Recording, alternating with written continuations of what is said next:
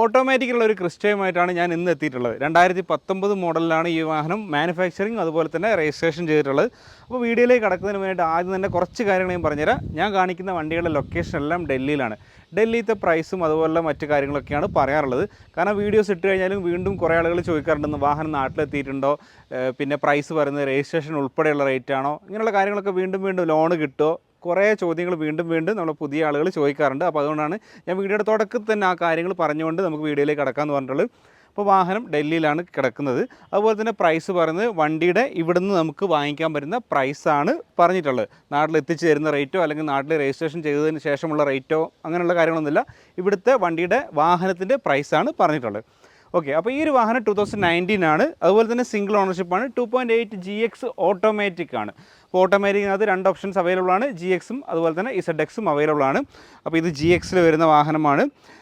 എന്തായാലും അത്യാവശ്യം വേണ്ട ഫീച്ചേഴ്സ് കാര്യങ്ങളൊക്കെ ലോഡഡായിട്ട് വരുന്ന ഒരു വാഹനം തന്നെയാണ് ഈ ഒരു ക്രിസ്റ്റയ്ക്കകത്ത് GX എന്ന് പറയുന്ന ഓപ്ഷൻ. പിന്നെ ഇതിൻ്റെ ഫ്രണ്ട് ഗ്ലാസ് റീപ്ലേസ്ഡ് ആണ്. അപ്പോൾ നമുക്ക് റീപ്ലേസ്മെൻറ്റ് ഇല്ലാത്ത വാഹനങ്ങളൊക്കെ നോക്കുന്നവരാണെന്നുണ്ടെങ്കിൽ തീർച്ചയായിട്ടും ഈ വാഹനം ഒഴിവാക്കാം. പിന്നെ ഈ ഒരു ഗ്ലാസ് മാറിയത് വേറെ ആക്സിഡൻറ്റോ അതുപോലെ തന്നെ മറ്റു മേജറായിട്ടുള്ള പരിക്കോ കാര്യങ്ങളൊന്നും സംഭവിച്ചിട്ട് മാറിയതല്ല. ഈ ഒരു വാഹനത്തിൻ്റെ ബോണറ്റും എല്ലാ കാര്യങ്ങളും ഒറിജിനലാണ്. ഗ്ലാസ് മാത്രമാണ് മാറിയിട്ടുള്ളത്. ഇപ്പോൾ ഞാൻ ഇങ്ങനെ പറയുമ്പോഴും കുറേ ആളുകൾ ചോദിക്കും, ഗ്ലാസ് മാത്രം മാറിയും മേജർ ആക്സിഡൻ്റ് അല്ല എന്നൊക്കെ പറഞ്ഞിട്ട് കമൻറ്റുകൾ ഇങ്ങനെ പറയാറുണ്ട്. ഇപ്പോൾ ഡൽഹിയിലെ വാഹനത്തിന് നോക്കുകയാണെന്നുണ്ടെങ്കിൽ ഒരു 90% വാഹനങ്ങളുടെയും ഫ്രണ്ട് ഗ്ലാസ് റീപ്ലേസ്ഡ് ആയിരിക്കും. അപ്പോൾ അത് എന്തുകൊണ്ടാണെന്നുള്ള കാര്യങ്ങളൊക്കെ ഞാൻ ഇതിന് മുന്നേ ഉള്ള പല വീഡിയോസിനകത്തും പറഞ്ഞുകൊണ്ട് തന്നെ ഈ ഒരു വീഡിയോയ്ക്കകത്ത് റിപ്പീറ്റ് ചെയ്യാൻ ആഗ്രഹിക്കുന്നില്ല. അപ്പോൾ നിലവിൽ ഏതായാലും ഈ ഒരു വാഹനത്തിന് ഫ്രണ്ട് ഗ്ലാസ് മാത്രം റീപ്ലേസ്ഡ് ആണ്.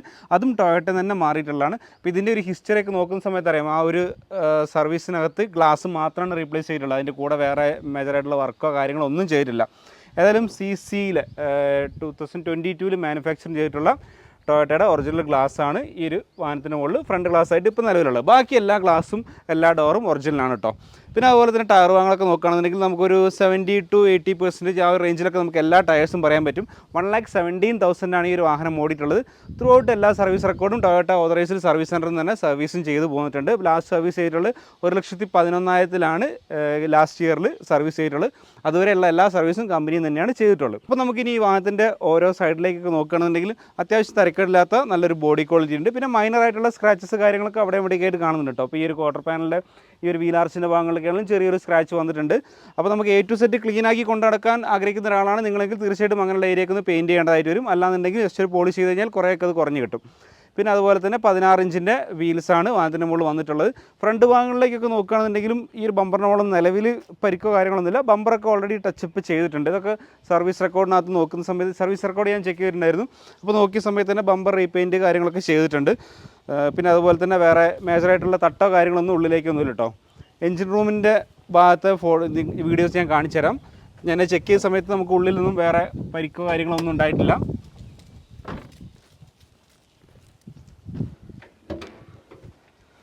എൻജിൻ റൂമൊക്കെ ബോണറ്റ് ഒറിജിനലാണ്, റീപ്ലേസ്ഡ് അല്ല. ഇപ്പോൾ നിങ്ങൾ ഈ ഒരു വീഡിയോയ്ക്കകത്ത് നോക്കുന്ന സമയത്ത് ഇവിടെയൊക്കെ എന്തൊക്കെയോ പോലെ ചിലപ്പോൾ തോന്നാം ഇതൊക്കെ ഡസ്റ്റാണ്, ഒന്നും വേറെ കാര്യമായ പരിക്കോ കാര്യങ്ങളൊന്നുമല്ല. പിന്നെ അതുപോലെ തന്നെ ഈ ഒരു കോർണറിലൊന്നും വേറെ ആക്സിഡൻറ്റ് വർക്ക് കാര്യങ്ങളൊന്നും ചെയ്തിരുന്നില്ല. അതുപോലെ തന്നെ എഞ്ചിൻ്റെ വർക്കിംഗ് ഒക്കെ ആണെങ്കിൽ നല്ല സ്മൂത്താണ്. വേറെ ഓയിൽ ലീക്കേജോ അതുപോലെ തന്നെ നമ്മളെ മണിയടി സൗണ്ടോ അങ്ങനത്തെ പ്രശ്നങ്ങളോ കാര്യങ്ങളൊന്നുമില്ല. ബാറ്ററിയും കുഴപ്പമില്ലാത്തൊരു ബാറ്ററിയാണ്. 2025 മാനുഫാക്ചറിങ് ചെയ്തിട്ടുള്ള ബാറ്ററി ആയിട്ടത്. ഇപ്പോൾ രണ്ടാമത് ബാറ്ററി ചേഞ്ച് ചെയ്തിട്ടുള്ളതാണ്. പിന്നെ ഈ ഒരു ഭാഗങ്ങളിലൊന്നും വേറെ ആക്സിഡൻറ്റും അതുപോലെ തന്നെ ഈ ഒരു ക്രോസ് ബമ്പറിൻ്റെ മുകളിലാണെങ്കിലും ഇഷ്യൂ ഒന്നുമില്ല. റേഡിയേറ്റർ സപ്പോർട്ടും ഓക്കെയാണ്. അപ്പോൾ തരക്കേടില്ലാത്ത നല്ലൊരു ക്വാളിറ്റിയിലുള്ള എൻജിൻ റൂമാണ് വാഹനത്തിനുള്ളത്. നമുക്ക് ഇൻറ്റീരിയറിലേക്ക് പോകുകയാണെന്നുണ്ടെങ്കിൽ നല്ല അടിപൊളി ക്വാളിറ്റിയിലുള്ള ഒരു ഇൻറ്റീരിയറാണ്. സാധാരണ GX ഓട്ടോമാറ്റിക്കിനകത്ത് നമുക്ക് സീറ്റ് കവർ വരില്ല. കമ്പനി സ്റ്റോക്കായിട്ടൊരു ബ്ലാക്ക് കളറുള്ള സീറ്റാണ് ഉണ്ടാവുക. അപ്പോൾ ഇതിൻ്റെ വാഹനത്തിൻ്റെ മുകളിൽ സീറ്റ് കവർ ചെയ്തിട്ടുണ്ടെങ്കിൽ പോലും ഡ്രൈവർ സൈഡിലെ സീറ്റിൻ്റെ ഇവിടെ കുറച്ച് കീറലുകൾ സംഭവിച്ചിട്ടുണ്ട്.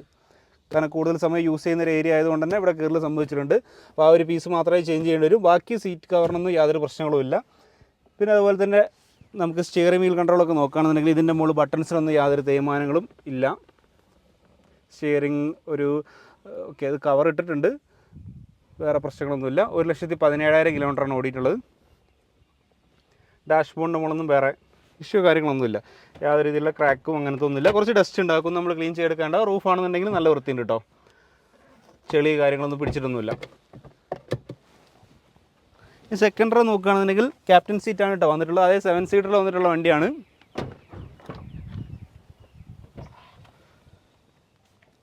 രണ്ടും ക്യാപ്റ്റൻ സീറ്റാണ്, 7 സീറ്ററാണ് വാഹനം. അതുപോലെ തന്നെ പുറകിൽ നമുക്ക് പറയത്തക്ക അങ്ങനത്തെ ഇഷ്യൂ കാര്യങ്ങളായിട്ടൊന്നുമില്ല. റൂഫും നല്ല ക്ലീനാണ്. ഈ ഡോറെല്ലാം ഒറിജിനൽ തന്നെയാണ്. അത് ഞാൻ ഈ ഇൻറ്റീരിയർ കാണിച്ചതിന് ശേഷം ഓൾ റൗണ്ട് നമുക്ക് സ്പീഡിലൊന്ന് പോയിട്ട് ഞാൻ അങ്ങനത്തെ കാര്യങ്ങളും പറഞ്ഞുതരാം. നമുക്ക് പുറകത്തെ ഏരിയ നോക്കുകയാണെന്നുണ്ടെങ്കിൽ ഈ ഭാഗങ്ങളിലും വേറെ പ്രശ്നങ്ങളൊന്നുമില്ല. സീറ്റ് ഫോൾഡ് ചെയ്ത് വെച്ചിരിക്കുകയാണ്.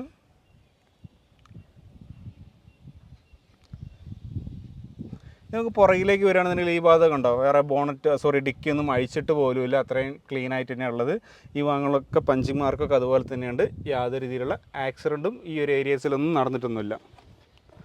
ഈ ഒരു പുറകിലെ ഈ ഒരു ബീഡിങ് കഴിച്ച് നോക്കിയാൽ അറിയാം, ഇവിടെയുള്ള പഞ്ചിങ് മാർക്കൊക്കെ അതേപോലെ തന്നെയുണ്ട്. ഇവിടെ ഒന്നും റീവർക്കൊന്നും ചെയ്തിട്ടൊന്നുമില്ല. ഇപ്പോൾ ഡൽഹിയിലെ റോഡിലോടി വണ്ടി വന്ന സമയത്ത് എന്തായാലും ബമ്പർ റീപെയിൻറ്റ് കാര്യങ്ങളൊക്കെ ഉണ്ടാകും. എന്തായാലും ബമ്പർ ഒക്കെ തട്ടിയിട്ട് അത് റീപെയിൻറ്റ് ചെയ്യും, ക്ലെയിം ചെയ്യും, ഇൻഷുറൻസിൽ ക്ലെയിം ചെയ്യും. അങ്ങനെ ചിലപ്പോൾ റീപ്ലേസ് ചെയ്യും, ചിലപ്പോൾ റീപെയിൻറ്റ് ചെയ്യും. സ്വാഭാവികമായിട്ടും അങ്ങനെയുള്ള കാര്യങ്ങളൊക്കെ അത്യാവശ്യം ഓടിയ വണ്ടിയാണെന്നുണ്ടെങ്കിൽ തീർച്ചയായിട്ടും ഉണ്ടാവും. അത്യാവശ്യം തന്നെ ഒരു 20,000 കിലോമീറ്ററൊക്കെ എന്തായാലും ഡൽഹി റോഡിലൂടെ ഓടിയ വണ്ടിയാണെന്നുണ്ടെങ്കിൽ തീർച്ചയായിട്ടും ഒരു പ്രാവശ്യമെങ്കിലും ബമ്പർ റീപെയിൻറ്റോ അല്ലെങ്കിൽ റീപ്ലേസോ ചെയ്യും. ഹരിയാന HR26 ഗുഡ്ഗാവിലാണ് വണ്ടി രജിസ്റ്റർ ചെയ്തിട്ടുള്ളത്. 2.8 GX ഓട്ടോമാറ്റിക് ആണ്. ഡിക്കിയുടെ മുകളിൽ ചെറിയൊരു ഡെൻറ്റ് ഈ ഒരു ഏരിയയിലുണ്ട്. ജസ്റ്റ് ഒരു പെയിൻറ്റ് പോയിട്ടുണ്ട്, ഇവിടെ ചെറിയൊരു ഡെൻറ്റ്. റൂഫിലൊന്നും വേറെ ഇഷ്യൂസോ കാര്യങ്ങളൊന്നുമില്ല കേട്ടോ.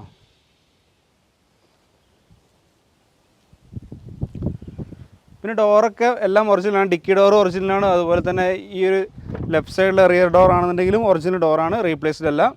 എല്ലാ ഡോറും ഞാൻ ചെക്ക് ചെയ്ത സമയത്ത് ഒറിജിനലായിട്ട് തന്നെയാണ് തോന്നിയിട്ടുള്ളത്. അതുപോലെ തന്നെ ഗ്ലാസ് ആണെന്നുണ്ടെങ്കിൽ ഫ്രണ്ട് ഗ്ലാസ് ഒഴികെ ബാക്കി എല്ലാ ഗ്ലാസസും ഒറിജിനലാണ് ഈ ഒരു വാഹനത്തിന് മുകളിൽ കിടക്കുന്നത്.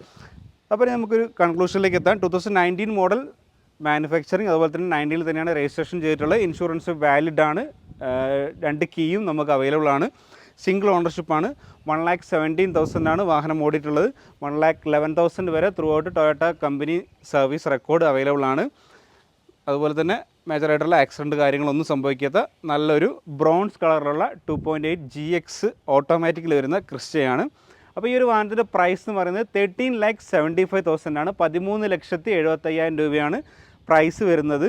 അപ്പം പ്രൈസും കാര്യങ്ങളൊക്കെ ഡൽഹിയിലത്തെ പ്രൈസാട്ടോ. നമ്മൾ ഈ റേറ്റിന് നാട്ടിലെത്തിച്ചേരുമെന്നൊന്ന് ചോദിച്ചിട്ട് ഇനിയും കോൺടാക്ട് ചെയ്യരുത്. നമുക്ക് ഇവിടെ കൊടുക്കേണ്ട പ്രൈസാണ് 13,75,000 എന്ന് പറയുന്നത്. ഓക്കെ, അപ്പോൾ ഒരുവിധം കാര്യങ്ങളൊക്കെ ഞാൻ പറഞ്ഞിട്ടുണ്ട്. ഏതായാലും വീഡിയോ വൈൻഡപ്പ് ചെയ്യാം. അപ്പോൾ നല്ലൊരു ഓട്ടോമാറ്റിക് ക്രിസ്റ്റയൊക്കെ നോക്കുന്നുണ്ടെങ്കിൽ തീർച്ചയായിട്ടും കോൺടാക്ട് ചെയ്യുക. നമ്പർ ഡിസ്പ്ലേയിലേക്കകത്ത് കാണിക്കുന്നുണ്ട്. ആ നമ്പറിൽ നിങ്ങൾക്ക് തീർച്ചയായിട്ടും കോൺടാക്ട് ചെയ്യാം. വിളിച്ചിട്ട് എടുത്തിട്ടില്ലെങ്കിൽ വാട്സപ്പിൽ മെസ്സേജ് അയയ്ക്കുക, തീർച്ചയായിട്ടും റിപ്ലൈ ഉണ്ടാവും. അതുപോലെ തന്നെ ഞാനിവിടെ കാണുന്ന വണ്ടികൾ, എല്ലാ വണ്ടികളും ചിലപ്പോൾ നമുക്ക് വീഡിയോ എടുക്കാൻ പറ്റാറില്ല. അപ്പോൾ അങ്ങനത്തെ വണ്ടികളൊക്കെ ഗ്രൂപ്പിനകത്ത് ഫോട്ടോസ് 1-2 ഫോട്ടോസ് മാത്രം ഉൾക്കൊള്ളിച്ചുകൊണ്ട് തന്നെ ആഡ് ചെയ്യാറുണ്ട്. അപ്പം അത് ഗ്രൂപ്പിനകത്ത് ജോയിൻ ചെയ്യാൻ താല്പര്യമുള്ളവർക്ക് എൻ്റെ ഈ ഒരു വാട്സപ്പ് നമ്പറിനകത്ത് എന്തെങ്കിലും ഒരു മെസ്സേജ് അയച്ചാൽ മതി. ഗ്രൂപ്പിന് ലിങ്ക് ഓട്ടോമാറ്റിക്കലി വരും. എന്നിട്ട് അതിൽ കയറിയിട്ട് നിങ്ങൾക്ക് ജോയിൻ ചെയ്യാവുന്നതാണ്. അപ്പം ലൈവായിട്ടുള്ള അപ്ഡേറ്റ്സ് കാര്യങ്ങളൊക്കെ കിട്ടും. പിന്നെ അതുപോലെ തന്നെ വീഡിയോ കാണിക്കുന്ന വണ്ടികളൊക്കെ സോൾഡ് ആയിട്ടുണ്ടെങ്കിലും അതിൻ്റെ അപ്ഡേറ്റ്സ് നമ്മുടെ ഗ്രൂപ്പിനകത്ത് തന്നെയാണ് പോസ്റ്റ് ചെയ്യാറുള്ളത്.